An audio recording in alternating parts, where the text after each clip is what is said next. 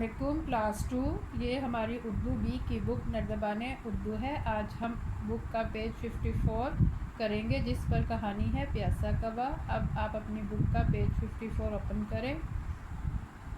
مددگار الفاظ کی مدد سے کہانی مکمل کیجیے۔ بیٹا کہانی لکھنے کے لیے انہوں نے آپ کو کچھ الفاظ دیے ہیں، اس کی ہیلپ سے آپ نے اس کہانی کو کمپلیٹ کرنا ہے۔ فرسٹ ورڈ ہے پیاس، جگ، پانی، چونچ، خوش، بجھا، ترکیب، کنکر، ڈالتا، اڑ، اوپر، عقل مندی، نظر، کم۔ اب ہم نے ان لفظوں کی مدد سے یہ کہانی کمپلیٹ کرنی ہے، ٹھیک ہے۔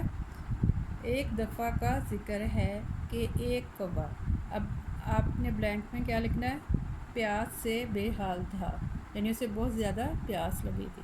وہ پانی کی تلاش میں ادھر ادھر اڑ رہا تھا۔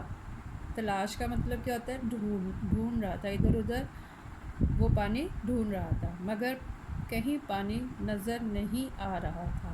وہ اڑتا رہا اور پھر اس کی نظر ایک جگ پر پڑی۔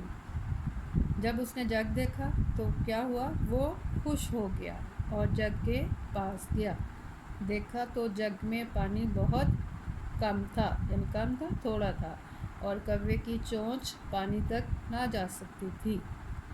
اس نے ایک ترکیب سوچی، یعنی اس نے کوئی ایک پلان بنایا، اور پھر اپنی چونچ سے قریب پڑے کنکر اٹھا کر لاتا گیا۔